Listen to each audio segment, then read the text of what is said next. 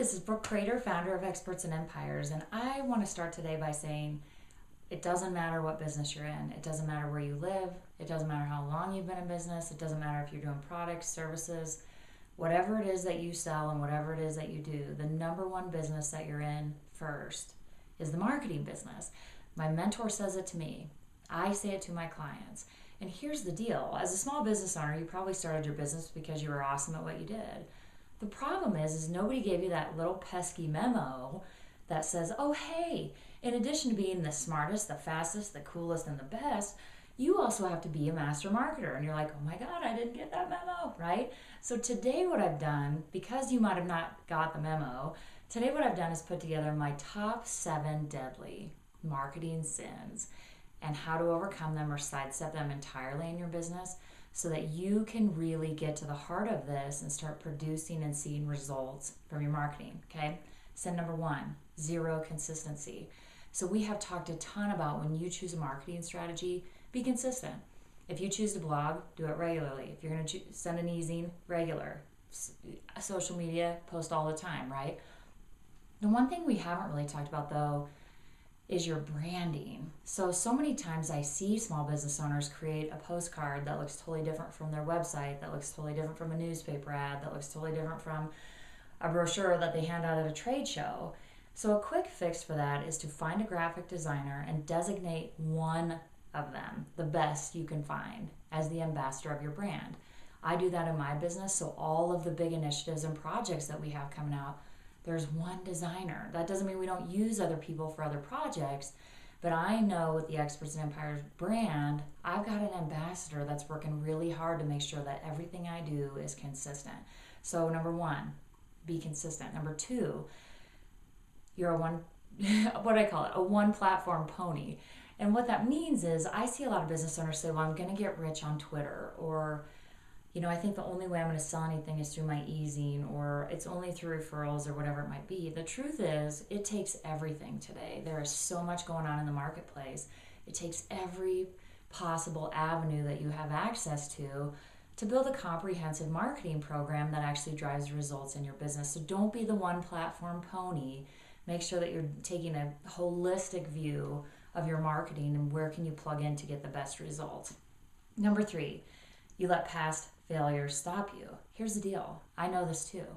Nobody likes to talk about failure. Nobody even does talk about it. So we all run around thinking nobody else has failed at anything, right? Because it's like, oh, we can't talk about that. Here's the deal.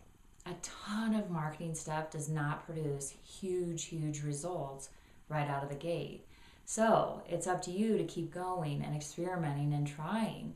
Like, do your research and your homework before you commit to a marketing program. Find somebody who does know what's working in the marketplace today so that you can save time and money. Okay, so don't let your past failure stop you. Know that everybody's failing.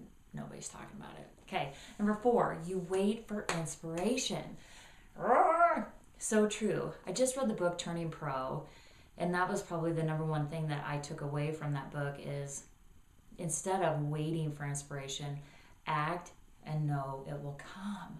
So market when you want to, market when you don't, market when you're inspired, market when you aren't, right? You have to just know that inspiration will come through the activities that you commit to. Here's the bottom line. Just do the work. Number 5, you ignore offline marketing entirely. Out of the dozens of people I've worked with in the last 12 months, 80 to 95% of their income really comes from offline marketing. So they're asking for referrals. They're keeping in touch with their people. They're out shaking hands and making and building relationships. So please don't ignore the offline marketing for some quest that you're going to get rich using internet marketing. I'm not going to tell you there aren't people who do get wealthy using that platform.